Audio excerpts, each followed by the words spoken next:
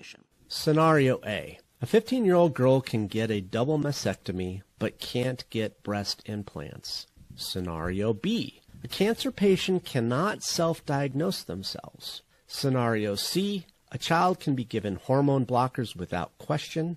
Which of these should we question? The reality? None of them. Every state's medical board determines standards of medical practice. They enforce laws and guidelines from private medical organizations. It's a closed, circular loop with no external accountability. Activist groups pressure medical organizations and legislatures. Medical organizations create standards of care.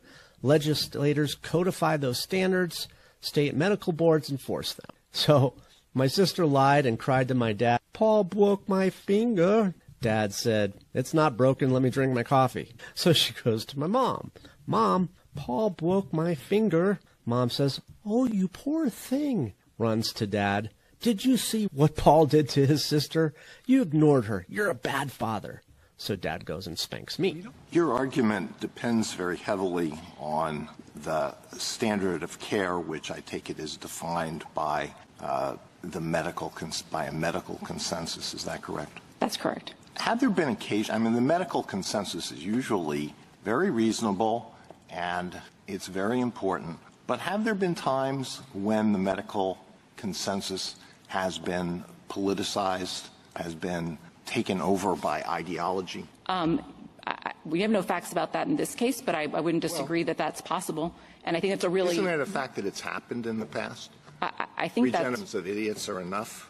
I think that's certainly a concern, and if there were evidence of that in the record as to whether or not there were a standard of care that wasn't really based on patient safety, that would be highly relevant evidence. Well, isn't that a reason to apply First Amendment scrutiny when what is being regulated is pure speech and not just saying medical standard of care or medical consensus?